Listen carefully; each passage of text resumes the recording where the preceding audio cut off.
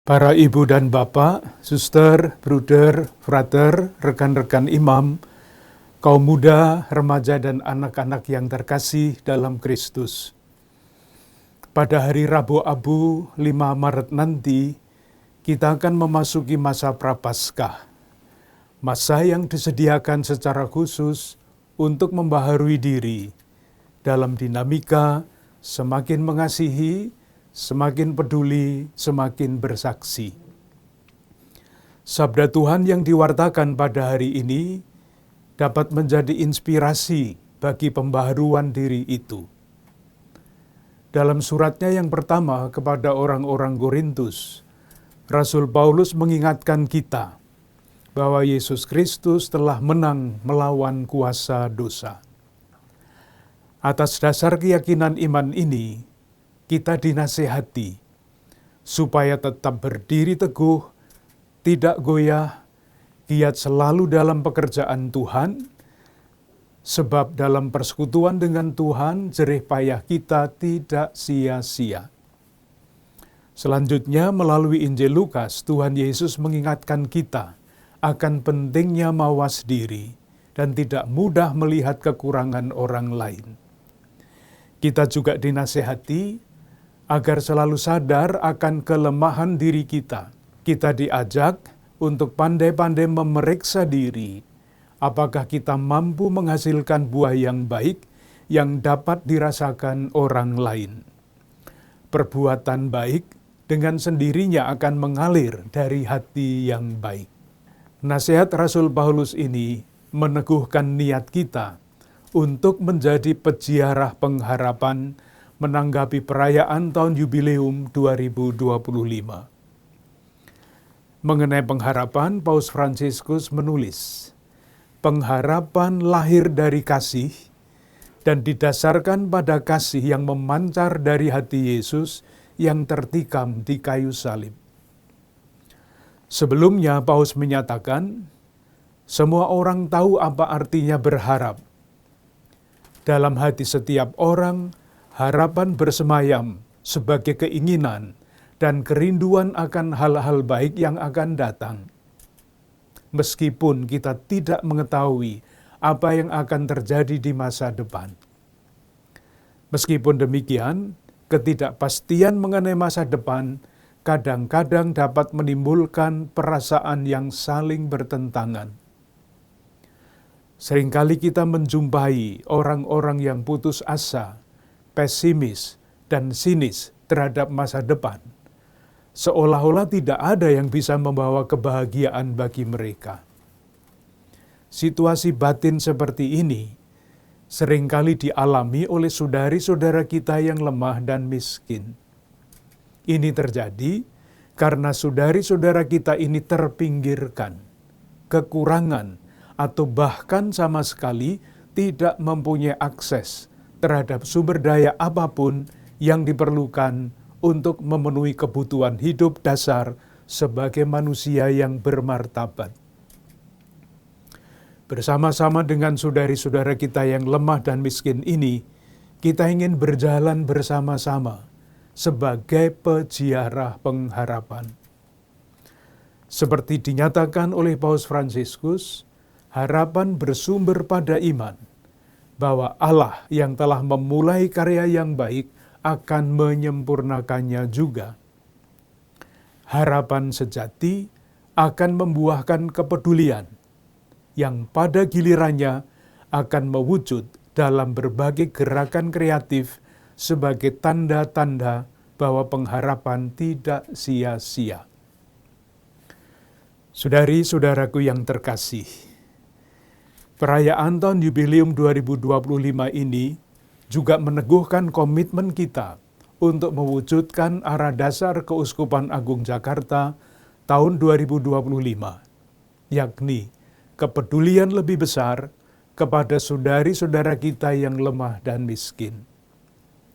Siapakah saudari-saudara kita yang lemah dan miskin ini? Mengapa kita perlu mempunyai kepedulian lebih? Orang yang paling miskin dan lemah pada masa Perjanjian Baru adalah orang-orang yang kehilangan segalanya. baik akses kebutuhan ekonomi maupun kehilangan keluarga dan dukungan sosial. Ia biasanya menjadi gelandangan, dianggap sebagai orang asing yang tidak mempunyai akses bantuan dari anggota keluarga maupun komunitas sekitarnya. Ia terpaksa mengemis karena tidak mempunyai sumber daya apapun, terutama ladang dan anggota keluarga yang dapat membantunya. Pada zaman sekarang, orang miskin dipahami sebagai individu atau kelompok yang kekurangan sumber daya keuangan, dukungan sosial, dan kebutuhan penting lainnya untuk memenuhi standar kebutuhan hidup dasar mereka. Masih banyaknya orang miskin di sekitar kita, sebagaimana dilaporkan oleh Badan Statistik Nasional, menjadi kepedulian kita bersama. Kita bersyukur bahwa menurut Badan Statistik Nasional yang sama, angka kemiskinan cenderung menurun. Namun sayang, penurunan kemiskinan ini dibarengi dengan kenaikan kesenjangan sosial. Indikator ketimpangan distribusi pendapatan justru naik, baik di wilayah daerah khusus Jakarta dan Jawa Barat, yang sebagian wilayahnya, yaitu Tangerang dan Bekasi, masuk dalam wilayah Keuskupan Agung Jakarta. Saudari-saudaraku yang terkasih, Kitab Suci banyak menceritakan kisah-kisah Yesus yang melihat, mendengarkan, menyentuh, merasakan, dan kemudian tergerak hatinya oleh belas kasihan ketika bertemu dengan orang-orang sakit, tersingkir, menderita, dan berdosa. Dalam kisah Yesus memberi makan kepada lebih dari 5.000 orang, Tuhan Yesus tergerak hatinya oleh belas kasihan ketika melihat orang banyak yang mengikutinya mengalami kelaparan. Yesus meminta para murid bertanggung jawab untuk memberi makan. Kamu harus memberi mereka makan. Walaupun ada keterbatasan, Yesus minta para muridnya untuk berani mengambil keputusan dan terlibat dalam memberi makan kepada mereka yang sedang kelaparan itu.